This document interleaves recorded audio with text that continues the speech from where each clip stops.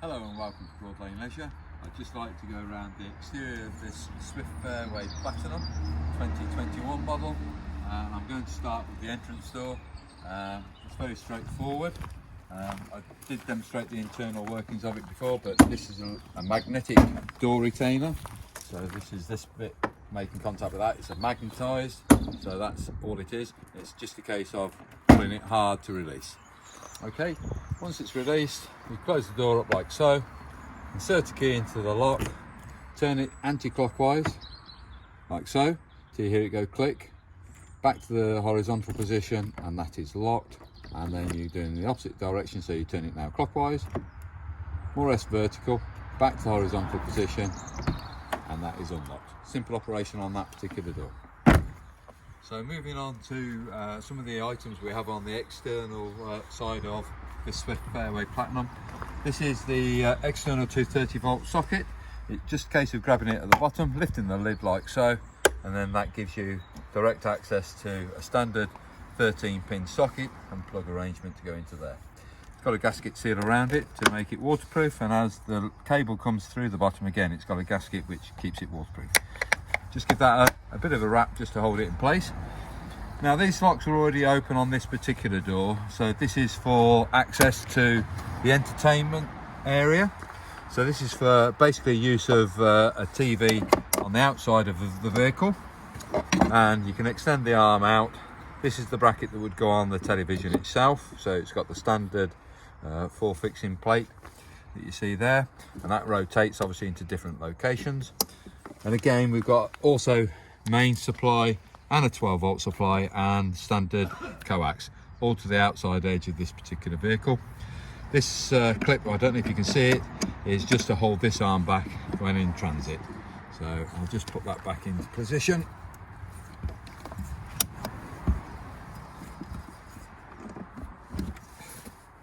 Like so. Okay, and now we're going into the underlocker storage. So this is underneath the near side bed box.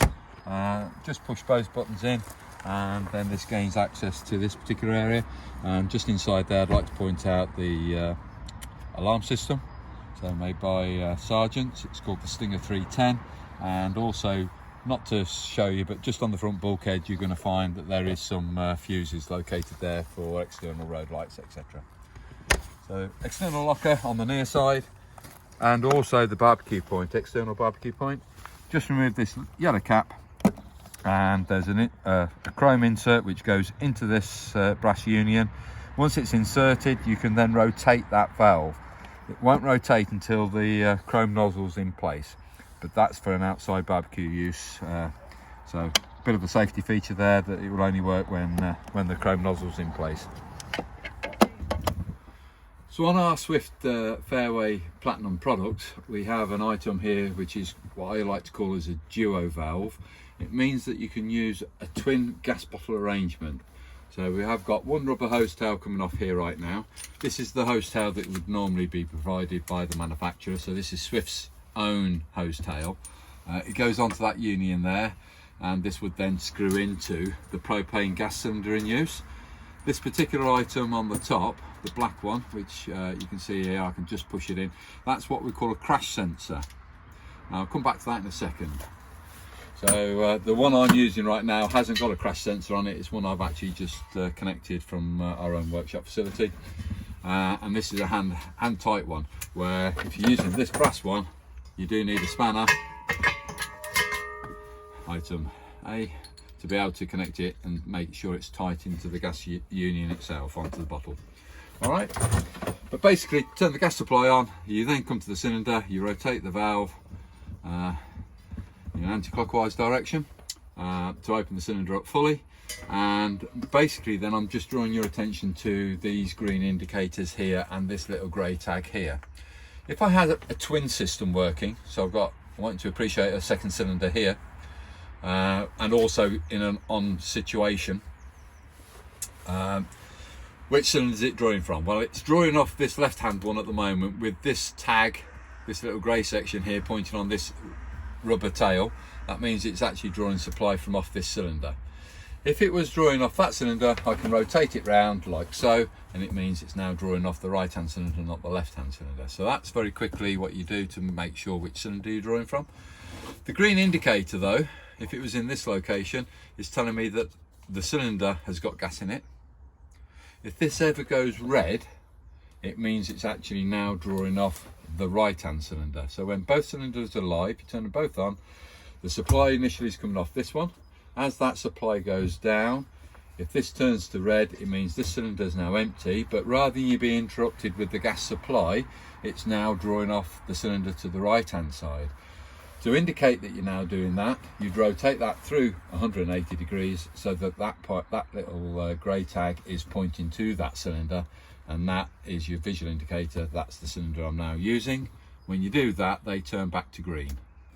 So when you're drawing off that cylinder and the cylinder in use, it turns green. If it goes red, it means it's now drawing off the opposite cylinder, not off this one, it will be drawing off this cylinder. And a simple operation on that.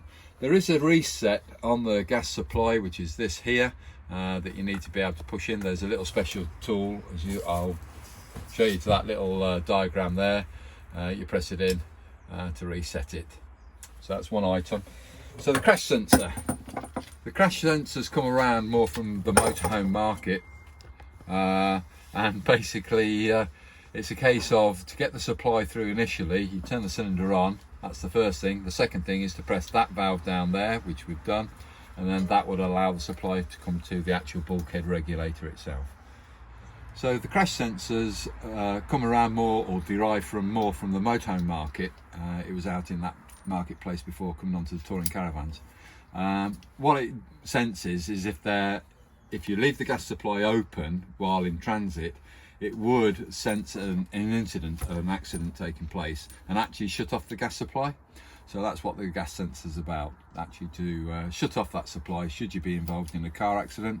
It recognises the shunt, and then shuts the supply off automatically. Other than that, personally for me, I am old school. If I wasn't using the gas supply and I am going transit, I would actually turn the supply off anyway. So if you haven't got a crash sensor and you just like this system here, make sure you always turn the gas supply off. Okay, simple operation on the gas system, and how to change a cylinder should you need to. They all come with retaining straps, by the way, which is the other thing I need to just point out very quickly. So the strap, you bring the strap in at the rear of the clip, pull the strap through, and then you take the strap now back through the front of the clip, like so. So you created a loop, and then that pulls tight against the cylinder to retain in place. If you want to release it, just lift that tag like so, and that releases it. That pulls it tight, won't release, just lift it up and then that releases it. Thank you very much. So just to follow on, I'd like to introduce the alarm system. I've mentioned that the control box is in this near side under locker access door there. Basically, to turn the alarm on, we're coming on to these two keys. They're exactly the same key fob. The first button is just to illuminate a small light at the end of the key fob. The second one is to actuate the alarm itself or deactivate the alarm, and the third button down is to operate the awning light, external awning light that we have control of. The fourth one, which has got P written on the button here, is for programming. It's if you've got something like an animal that you've left inside the caravan, you can omit, say, the passive infrared detector from operating, etc. So there's a couple of things you can do on P, but let's just concentrate on the first three. So when you arm it, you press the on-off button on, you get a little red light that illuminates up on the key fob, and you hear one audible sound, one bleep being given off saying it's setting itself. You also get a visual indication that that's what you've done by the awning light, and I also believe that the amber lights on the outside of the vehicle flash. So I'm going to try that again. There we go. All right, so what I've done by pressing the alarm again, I've deactivated the alarm, and I had 2 beeps this time. This awning light stays on for a 30-second period. So that would now be as it has deactivated, but it stays on for 30 seconds. But if I press the third button down on the key fob and I press that in, that awning light now goes off, as you can see. And if you just stay on the awning light, I'm going to press the awning light again on the key fob. That turns it on. Or I could turn it off remotely. There is another switch for that inside the door to be able to turn that on and off. But that's very quickly. So arm, 1 beep, disarm, 2 beeps. If you do come back to the vehicle and you get a different series of the alarms when you come to deactivate it, a series of different beeps, i.e. 3 will tell you that you've had an activation while you've been away from the vehicle, and it's the passive infrared detector that's caused an activation. And if it's 4 beeps that you get, it's the tilt sensor built into the actual box itself, the alarm box itself. It senses that the vehicle has been either lifted or lowered at the front of the vehicle, and that gives you 4 audible sounds as opposed to 3 for passive infrared, 2 for disarm and 1 for arm. So we're now onto the offside of the vehicle. Firstly, I just want to point out a few items. This is the balance flue that you have on the ALDE combi boiler. So this is where it expels its gases. It also draws air in for combustion. So that's all in and out on that particular item there. This is where we have our Truma ultraflow water system. On this is what I call the pickup pipe. So basically, if I was to remove it, you are going to see some water come out of this union when I do so, but it only comes out of that little area there. I expected a bit more than that. This is what I call the pickup pipe. And as you can see, the pickup pipe's got a little bit of a curl because in winter conditions, a lot of people store these in the sink unit or something like that, and it retains in that sort of position. When you drop it into your barrel, if you don't straighten the pipe out, that has a tendency to just sit at the top edge of the water. So you may draw air and water in at the same time. What I want you to do is just to, as a word of caution, just straighten it slightly if you can. So just put it in the opposite direction to what it's curled up into, so that the pipe more or less comes straight. Have a full container of water, drop that water pipe into the bottom of the barrel, and then make the union connection like so. And then that will take the water supply into your caravan when it's required. So when you come to release it, just operate the trigger and then put it straight horizontally straight back. Don't try and wriggle it, because obviously this is inserted into this plastic union, you can break it. So don't try and wriggle it out, just release the trigger and carefully put it straight backwards. And that's how that hose pickup pipe is removed. So just to move a bit further on round, we have now come to the battery box area. Okay, so located on the offside of the vehicle also is the battery box housing area. You always need a key to gain access, so it's a security thing. You don't really want a couple of buttons that release this door. You always want to have a key to gain access to it. The battery would be in here. Obviously what we're using is Mains Electrics as a supply and being converted down to 12 volts for our display demonstration purposes.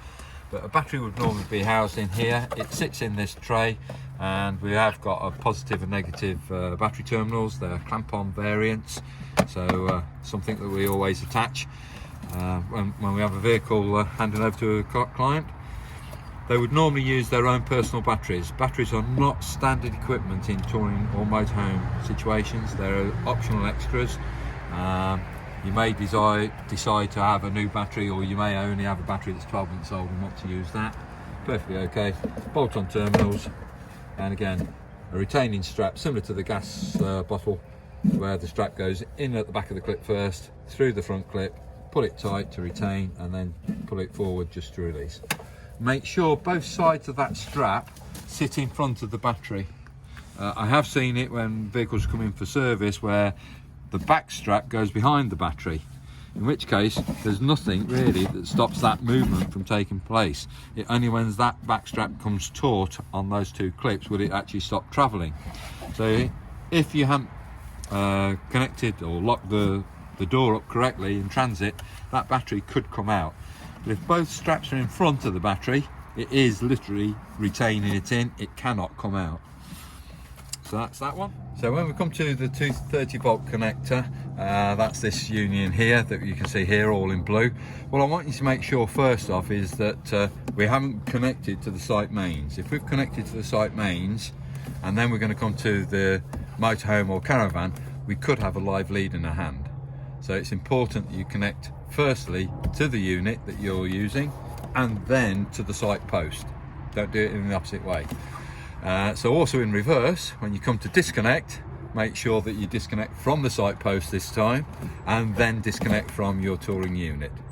Okay, so when I am coming to disconnect, lift the flap up, pull that completely straight down on a bit of an angle, it's that angle, and withdraw it. That's straightforward. When you come to make sure you couple it back up again, lift the flap up, bring that to lead into there and push it fully home. Make sure that that shoulder, I'm going to take that back out, that shoulder there hits that block there. It can't go any further, but what you're making sure is you've got a true connection. We have had it where unfortunately some clients have only half connected it, and I'm going to say left a gap like so. So there's a gap here now, which you might be able to see. Can't get my finger in there, somewhere about there. That will create arcing on the connection. So basically the connection is made, but because it's not fully there, the electricity shoots across the terminals and it creates heat, and that welds that socket and plug together. You won't be able to remove the cable. You'll try and pull that out and you can't do so. That is obviously not what we want to happen. I have had it a couple of times where customers have had to bring the cable in through the window in transit, bring it back to us, and then we actually have to do our work to cut that off. So just be aware of that. Make sure that's fully located when you couple it on. Moving further down the vehicle, we've now come to the Dometic refrigerator vents. These also could be a Thetford operation, depending on what refrigerator has been installed into the vehicle. Obviously in Swift we're using Dometic. The only thing I want to point out here is that these catches, or the vents, are located on properly. If I just push that tag up, it says here, that comes off like so. Now I don't want you to remove it. What I want you to do is make sure that it is located properly.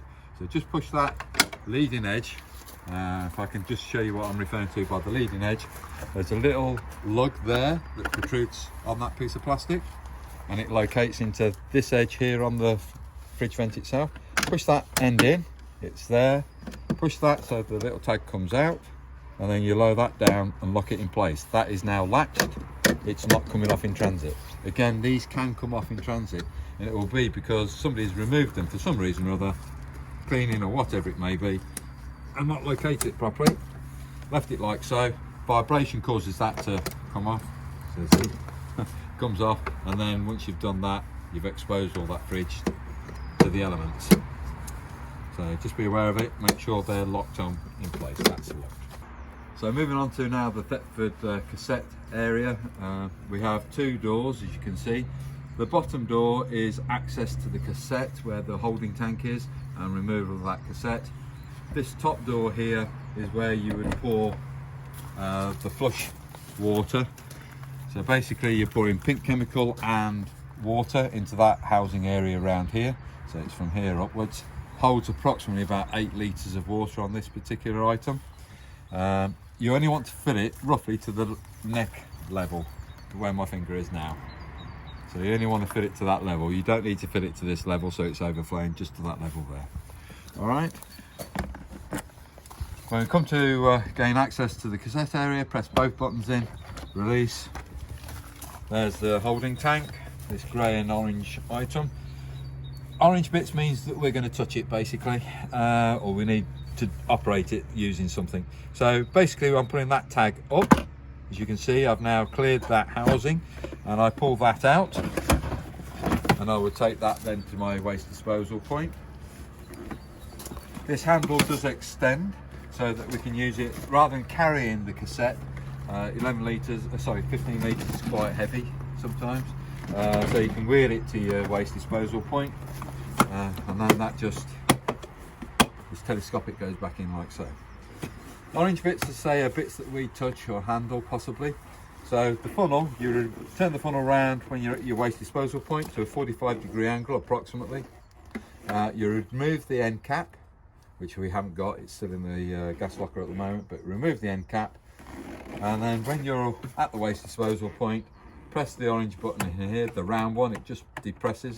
Press that in, that allows air to flow in and water to flow out. As you can see, pink chemical in there. It was all fresh though, I'm pleased to say. So that's how you empty it. So press the button in, it allows the air to flow and water now to flow out the bottom corner. Happy on that bit? So while you're at your waste disposal point, they normally provide you with a hose pipe and a tap union of some sort that you can pull this small flap back, as you can see, open the blade up, and that exposes the cassette itself internally, and you use the hose pipe just to make sure you swill all the debris out. Sit it back up again, put that across, give it a quick rinse round, and again flush that away. When you come to put it back in, you'd put some blue chemical into the bottom of this holding tank. You can either go in through the neck or you can go in through this outlet here, depends on which is more convenient for yourself. And again, please read the instructions on how to dilute the appropriate amount of chemical. This is approximately 15.7 litres. So just bearing that in mind, read the instructions on the back of the chemical that you're using, because it does vary from product to product. Insert that back into the housing. Make sure that that is facing as if it's going into the vehicle, because if it's across like so, it won't go all the way in. It hits the shoulder and that goes in, and that now flows in. All right, so just make sure of that. And that's all I need to show you. Oh no, I don't. I need to show you about the drain down. I was just looking for it, I couldn't see it. So when we come to empty the top tank, the flush water, there's a little tube there that lifts out of the housing. I always pinch the pipe, I then remove the bung and then let that flow away. I'd probably catch that into a milk bottle or something like that, some sort of container that I could use again, because there's no point in just letting that run onto the floor and wasting it. You may as well use it again, be a bit more conservative. Plus you don't want to kill the grass. So when you come to drain down that tank, that will be more for over a winter period for storage rather than anything else. So just to point out on this Swift Fairway Platinum that we have already got fitted on all our vehicles the two-lay or Thule, depending on how you wish to pronounce that, but it's two-lay bike rack carrier. So the brackets are here, and the bike rack itself is an optional extra, so it does cost more money, but the brackets are there as standard on most of the Swift products anyway. And also, to move on from that, we also have a reverse camera system here. So this is the box for the camera itself, which houses the screen itself. You can also use this while in transit, because we've got a solid back vehicle. You don't really get a rear view picture, so you might not be able to see a motorbike coming up behind you on a motorway situation. Where if you've got this in place, obviously you'll be able to see that motorbike approaching you more clearly, and obviously just in case, be aware that they are there. All right, so that's what we have on this Swift Fairway as standard equipment. Thank you.